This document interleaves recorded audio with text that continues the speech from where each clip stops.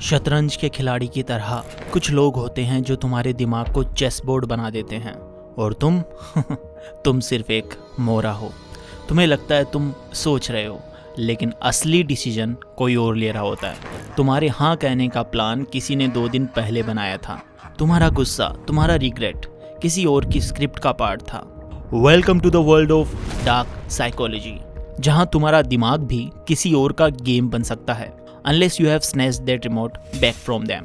इस वीडियो को बनाने से पहले मैंने 4 साइकोलॉजिकल बुक्स पढ़ी हैं, जिनमें रॉबर्ट ग्रीनी की 48 laws of power and Rolf Dobelli की the art of thinking clearly भी शामिल है, ताकि मैं तुम्हें सिर्फ ट्रिक्स नहीं, उनके पीछे का साइंस भी समझा सकूं। So let's begin. Dark psychology का मतलब है दूसरे के माइंड के साथ ऐसा खेल खेलना कि उसे पता भी ना चले और वो तुम्हारा काम कर जाए। ये साइंस किसी और की ब्रेन वायरिंग का रिमोट कंट्रोल लेने जैसा है। तुम्हें लगता है तुम डिसीजन ले रहे हो, पर रियलिटी में किसी और का प्रोग्रामिंग चल रहा होता है। जैसे रॉबर्ट ग्रीनी ने अपनी famous book 48 laws of power में लिखा है, control perception and you control reality. यानी अगर तुम किसी की थिंकिंग डायरेक्शन ही बदल दो तो तुम उसकी दुनिया ही बदल सकते हो। सोचो तुम्हारा एक क्लोज दोस्त है, हॉस्टल का, ट्यूशन का या फिर स्कूल का। तुम दोनों हर वक्त साथ होते थे, एक दूसरे के लिए नोट्स बनाना, बर्थडे पे खर्चा उठाना या असाइनमेंट्स भेजना। तुम हमेशा अवेलेबल थे।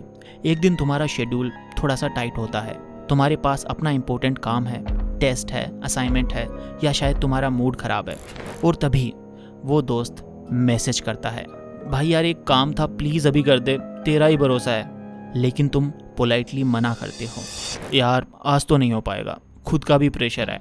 और फिर आता है गिल्ट मिसाइल।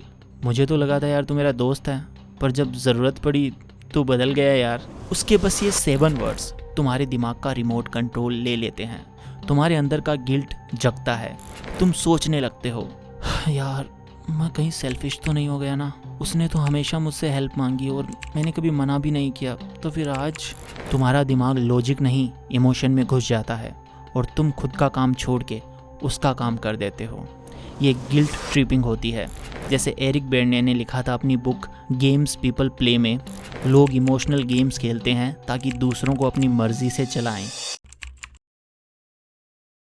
कल टेस्ट है, तुम फोकस में हो, नोट्स रिवाइज कर रहे हो, तभी एक फ्रेंड आता है और कहता है, ब्रो रॉकी ने फ्री फायर में चैलेंज दिया है, अगर स्क्वाड अभी नहीं आई तो रेपुटेशन गई ब्रो।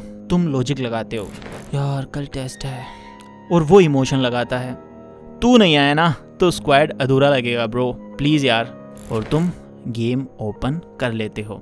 ये होता है अर्जेंसी ट्रैप। तुम्हें प्रेशर दिया जाता है एक नाव और नेवर डिसीजन के लिए, जहाँ तुम्हारा लॉजिकल ब्रेन बंद हो जाता है।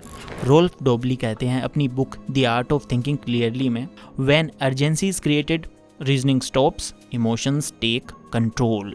ये ट्रिक मार्केटिंग में भी यूज होती है, जैसे only 2 seats left, last day of the sale, same game different setup. आगे बढ़ने से पहले कमेंट करो तुम्हारे साथ ऐसा कब कब हुआ है जब किसी ने बिना बोले तुम्हें मैनिपुलेट कर दिया हो। अपना एक्सपीरियंस लिखो, बेस्ट स्टोरी को मिलेगा एक हार्ट और नेक्स्ट वीडियो में शाउट आउट। इमेजिन करो कि तुम ग्रुप प्रोजेक्ट में हो, एक लड़का तुमसे कहता है, तू ही डिजाइन कर सकता है यार, बाकी लोग तो नॉर्मल हैं, तू तो जीनियस है। तुम्हारे अंदर का सेल्फ एस्टीम बलून जैसे फूल जाता है। तुम खुश होते हो और तुरंत काम एक्सेप्ट कर लेते हो, बिना देखे कि वर्कलोड पहले से ही कितना ज़्यादा है। यह फ्लैटरी ट्रैप है। Robert Greene 48 laws of power में कहते हैं, appeal to people's ego and you can make them your slave. Flattery का गेम सिंपल है, पहले ईगो को मसाज करो, फिर रिस्पॉन्सिबिलिटी डाल दो। इस ट्रैप का सबसे बड़ा डेंजर ये होता है, तुम्हें लगता है कि तुम स्पेशल हो, जबकि सामने वाले को सिर्फ काम निकलवाना है। ये ट्रिक सबसे इमोशनल और डेंजरस होती है।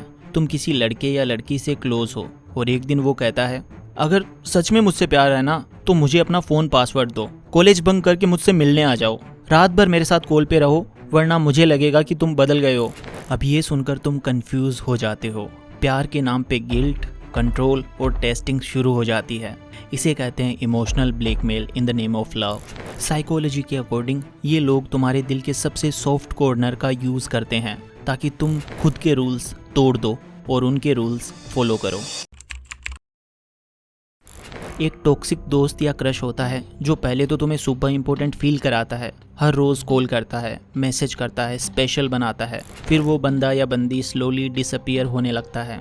तुम वेट करते हो, मूड खराब हो जाता है, प्रोडक्टिविटी गिर जाती है, तुम सोचने लगते हो यार मैंने कुछ गलती कर दी क्या। ये डिपेंडेंसी लूप है। एक बार तुम उन पे इमोशनली डिपेंडेंट हो गए, कंट्रोल उनके पास चला जाता है। जिसे रॉबर्ट ग्रीनी कहते हैं, the person who controls the emotions controls the situation. ये 5 ट्रैप्स तुम्हारे आसपास रोज चल रहे होते हैं, कभी दोस्ती के नाम पे, कभी प्यार के नाम पे, कभी ईगो के नाम पे। अगर तुम्हें ये पहचान आ गई तो समझो तुम गेम से बाहर निकल आए।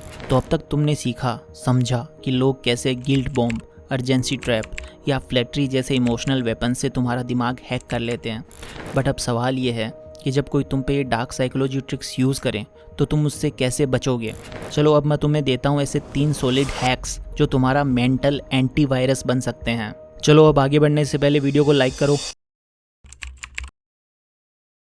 किसी भी सिचुएशन में सबसे पहला रिएक्शन होता है इमोशनल, और वही होता है सबसे डेंजरस। सोच के देखो, कोई कहता है भाई तू अगर दोस्त है ना तो अभी आ जा, नहीं तो भूल जा।